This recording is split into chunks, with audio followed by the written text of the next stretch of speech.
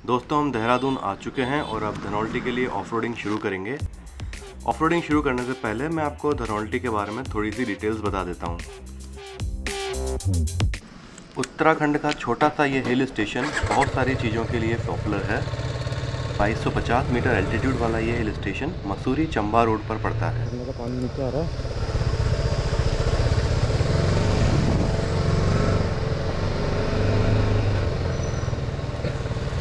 यहाँ पर जाने के दो रास्ते हैं।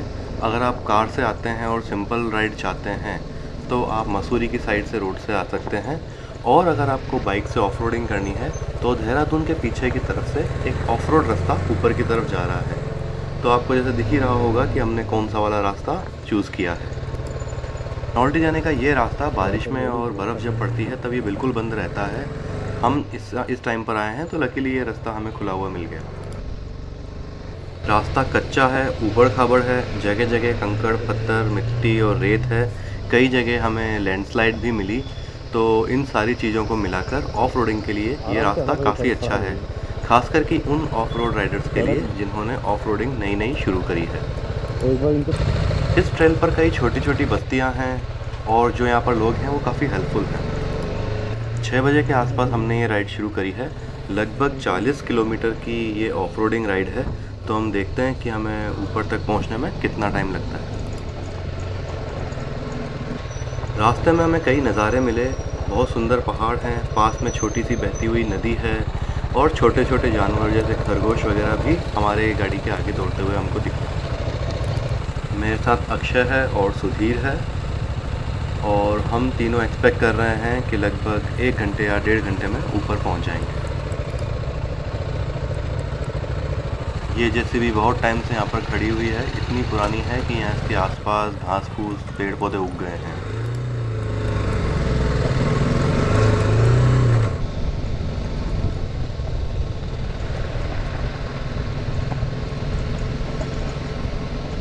जैसे जैसे हम आगे जाते जा रहे हैं वैसे वैसे रास्ता और ज़्यादा ख़राब होता जा रहा है। राइट साइड में बहती हुई है नदी और लेफ़्ट साइड में ऊंचे ऊंचे पहाड़ इस रास्ते को बहुत ही सुंदर बना रहे हैं।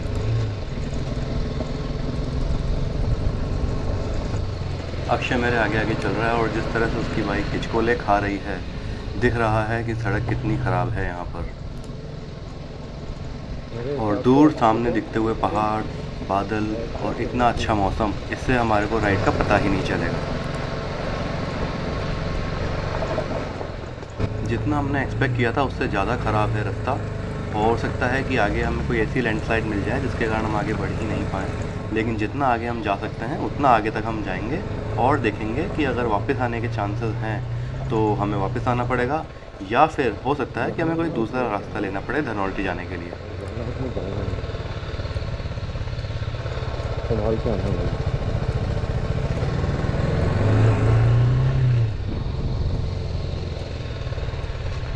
सर्दियों में इस रास्ते पर बर्फ़ जमी हुई होती है।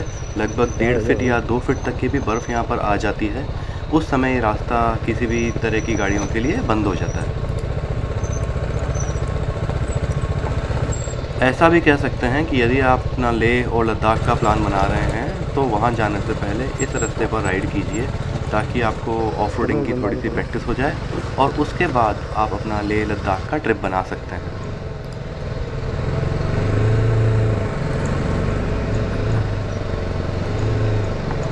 जैसे जैसे हम आगे जा रहे हैं वैसे वैसे ही रास्ता और ज़्यादा ख़राब होता जा रहा है, अंधेरा भी होता जा रहा है। तो इसलिए ज़रूरी है कि हम अंधेरा होने से पहले पहले धनौल्टी पहुंच जाएं, क्योंकि रास्ते में अगर गाड़ी बंद हो जाती है, पंचर हो जाती है, क्लच वायर टूट गया या ऐसा कुछ भी हमारे साथ हुआ तो हमारे पास दूर दूर तक कोई हेल्प नहीं होगी और अंधेरा हो जाने के कारण काफ़ी दिक्कतें आएंगी। इसलिए हमारी कोशिश है कि जितनी जल्दी हो सके हम धनौल्टी पहुँच जाएँ। इन रास्तों पर गाड़ी चलाने के लिए जितनी मेहनत हमें बॉडी से करनी होती है उससे ज़्यादा मेहनत हमारे ब्रेन को करनी होती है, कैलकुलेशन लगाने में, सड़क देखने में, आसपास का डिस्टेंस देखने में, आसपास के राइडर्स का ध्यान रखने में। तो सिर्फ बॉडी ही नहीं, ब्रेन भी स्ट्रांग होना चाहिए इस तरह की ऑफ रोडिंग राइड्स के लिए।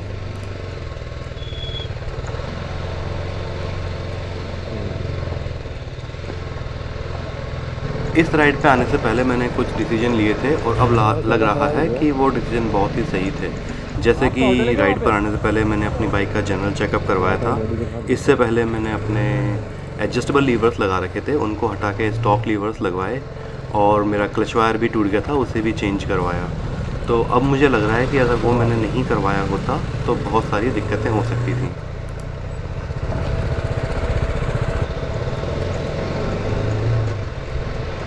अंधेरा हो गया है और मैं बहुत टाइम बाद रात में गाड़ी चला रहा हूँ। जो एलईडी लाइट है और मैंने इसको अपर पे रख रखा है, उससे काफ़ी हेल्प मिल रही है मुझे।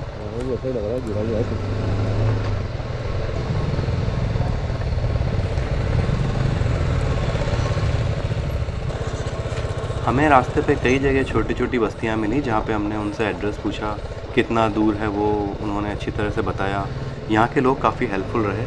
तो सिर्फ गूगल मैप पे ही भरोसा करने से अच्छा है कि हम लोकल से पूछते रहें, क्योंकि कई जगह रास्ते बंद हैं, गूगल मैप फिर भी चालू बताता है।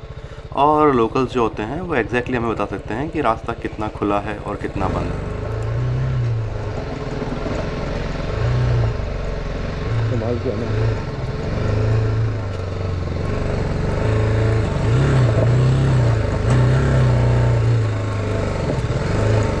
जितना ऊपर हम जाते जा रहे हैं उतना ही ज़्यादा रास्ता ख़राब होता जा रहा है, रास्ता छोटा भी होता जा रहा है और बहुत ज़्यादा अंधेरा हो गया है।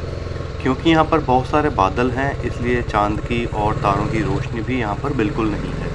तो हमारी सारी डिपेंडेंसी हमारी एलईडी लाइट्स पर है।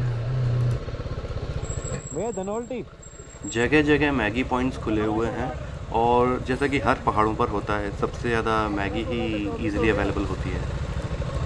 चलो आए तो मेरे हिसाब से जहाँ भी कोई होटल दिखे एक बार वहाँ रोक लेना। ठीक है। होटल है आगे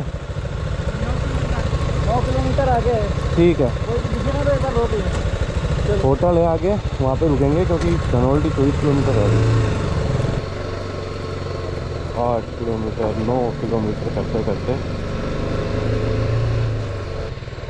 और थोड़ा सा खराब है रास्ता, थोड़ा सा और लेफ्ट टर्न है।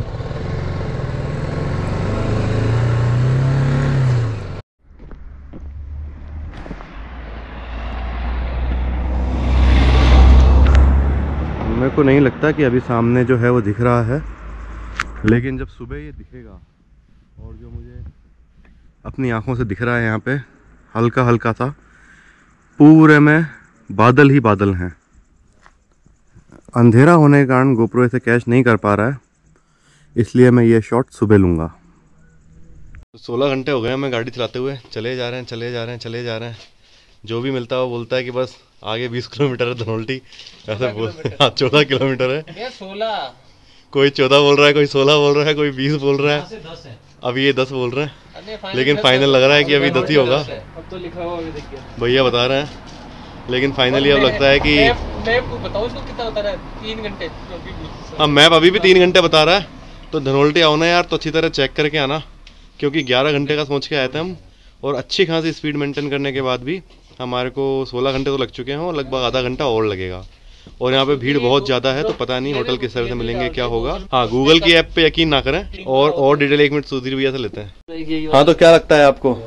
भाई गूगल मैप का यूज कम से कम करें, यहाँ पे लोकल्स का ज्यादा पूछे। अच्छा। क्योंकि अभी गूगल मैप्स में जो रास्ते हैं ना उन पे लैंड स्लाइडिंग वगैरह बहुत हो रखी है। हाँ। तो वो बंद है और गूगल चालू बता रहा है, तो वो दिक्कत करेगा। बस यही है। चलो चाय पियो सर आप। चाय पियो। धन्यवाद भैया। क्या नाम है भैया आपका? धीरज भैया ने हमारे लिए चाय बनाई है, बहुत बढ़िया लग रही है यार। चलो थोड़ी देर में हम धनौल्टी पहुंचते हैं, फिर वापस से अपडेट करते हैं। तब तक मैं अपनी मोबाइल की और ये क्या बोलते हैं इसको, गोप्रो की बैटरी चार्ज कर लेता हूँ। तो फ्रेंड्स 9:02 और 573 किलोमीटर हो चुके हैं। हम यहाँ एक स्विस रिसोर्ट के सामने खड़े हुए हैं। ऊपर जाके सुधीर चेक कर रहा है कि रूम है कि नहीं, क्योंकि हमारा प्रेफरेंस रहेगा कि अगर यहाँ रूम है तो हम यहाँ पर ले लें, क्योंकि इसके ठीक सामने जो नज़ारा है, जो कि मोबाइल से नहीं दिख रहा है लेकिन मेरे को आंखों से दिख रहा है, इस नज़ारे के लिए हम बाकी के होटल्स को स्किप करके यहाँ पर रुकने को तैयार हैं। अब सुधीर ऊपर से आएगा तो पता चलेगा कि यहाँ पे क्या अवेलेबिलिटी है। हाँ, धनौल्टी अभी भी 8 किलोमीटर आगे है। तो मैं सुबह 4 बजे से गाड़ी चलाते हुए अभी 9 बज गए हैं। लगभग 70 किलोमीटर की ऑफ रोडिंग करी है हमने, और 70 किलोमीटर की ऑफ रोडिंग करने के बाद भी हम 9 बजे के बाद भी धनौल्टी नहीं पहुँच पाए हैं। अब यहाँ होटल मिल जाता तो अच्छी बात है, नहीं तो आगे जाएंगे और आगे जाके होटल्स को ट्राई करेंगे। तो यहाँ हम होटल में आ गए हैं। सुधीर और अक्षय भाई हिसाब कर रहे हैं पूरा। प्रोबेबली थोड़ी देर में हिसाब पूरा हो जाएगा। बढ़िया गिरी कर रहे हैं पूरी। इस होटल से बाहर का नज़ारा बहुत अच्छा है। खिड़की ये रही हमारी, सबसे टॉप वाला रूम हमने लिया है, लेकिन वो तो सुबह ही पता चलेगा कि कितना अच्छा दिख रहा है। बादल दिख रहे हैं, इसमें दिखे नहीं दिखे। बादल इसमें नहीं दिखे अभी, लेकिन सुबह दिखाएंगे आप लोगों को बादल। बादल हमसे नीचे। अभी तो अपन बाहर चल रहे हैं। अभी मैं और सुधीर और अक्षय हम लोग बाहर जाएंगे, कुछ खा पी के आते हैं, और उसके बाद सुबह वेट करेंगे। और सुबह वेट करके जितने भी बादल वगैरह जो अपन से नीचे हैं, है ना, उन बादलों का नज़ारा देखेंगे और उन्हें रिकॉर्ड करेंगे।